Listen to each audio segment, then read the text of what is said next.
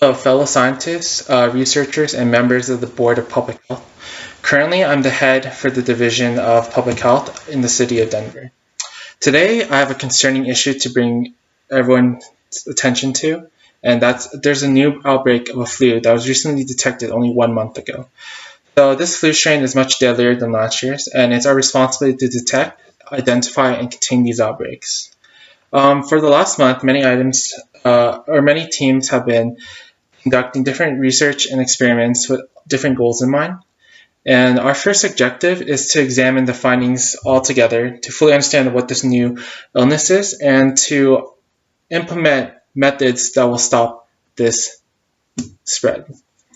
So first off, I had Team 1 specifically in charge of finding the symptoms of the new illness. And based off the results here, they found that the symptoms included fever, body aches, headaches, fatigue, dry cough. And they found another concerning symptom, and this was sneezing. And this is very concerning since it might help spread the flu faster than usual. How they did this was they worked with local hospitals and questioning patients that checked in with the flu. Overall, their data shows that this flu is almost typical, but it is concerning since it shows a high infection rate. Team 2 was specifically in charge of drawing out the flu cells from patients, and they found that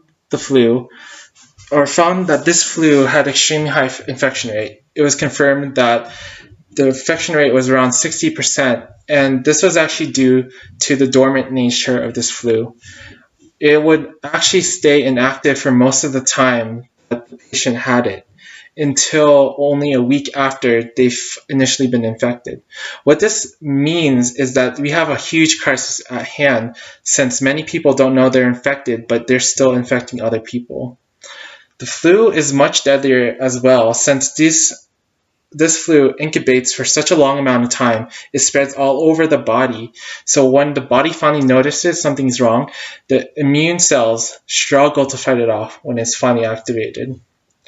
That's why the death rate has been so high. That's why people are getting sick or more sick than they usually do. This flu is definitely very concerning and needs to be stopped as soon as possible.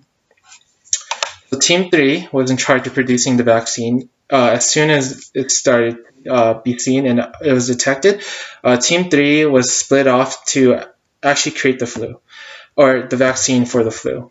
They extracted the flu from blood cells from patients, and they used line cells and chicken embryos to grow more antigens that would help trigger the immune responses.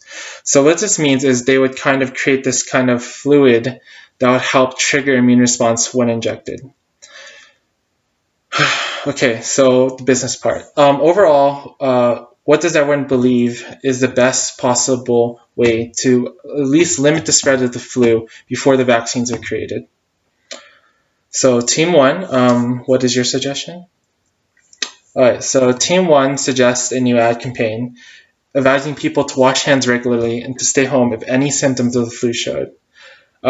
This campaign, Team 1, I do agree that this campaign would be very effective in limiting the spread of the flu.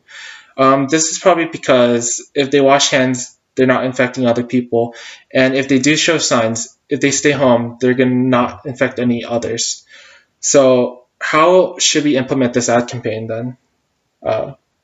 Using TV and radio? Okay, that's a good point. Banners?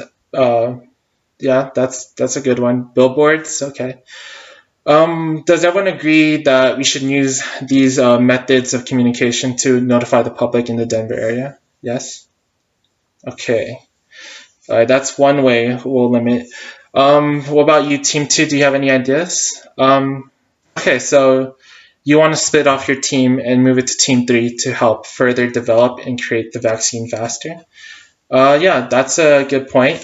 Team 3 can use the help, and if the vaccines are created faster, less people can be infected, or they can be prevented from being so ill that they die. Let's talk to Team 3 before we agree, though. Team 3, do you agree with this proposal? Okay, so you do agree, but you think that Team 2 should still research or still have some people to research the flu? That's a good point as well, since if people abandon the research of that new flu, if it mutates, people are going to be in trouble. So overall, does everyone agree that Team 2 should be split up into Team 3 and Team 2 to help create the research or create the new vaccine, but also still keep an eye on the flu? Okay, so that's another plan. Does anyone have any other ideas to block or limit this flu? If not, then let's determine where we're going to focus the ad campaigns and where we're going to focus the vaccines when they're first created. Because there's high density populations in Denver, and we need to target the most urban areas with the most people. I was considering targeting universities and schools within the Denver area like DU, UCD, since there's so many college students in contact with other people that they will infect many people if they are not stopped soon.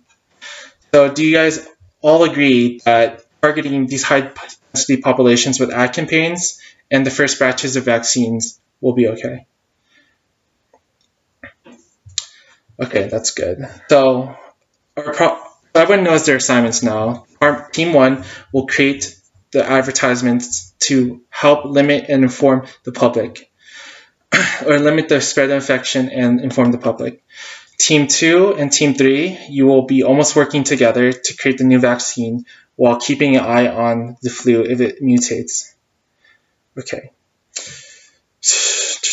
Overall, I think everyone knows their assignments. I thank you for attending this meeting. We all know what to do now, and we know our assignments. And please finish this as soon as possible. Since the month that we detected it, many people have already been infected, and that they may die soon. Thank you for attending, and please finish your assignments as soon as possible.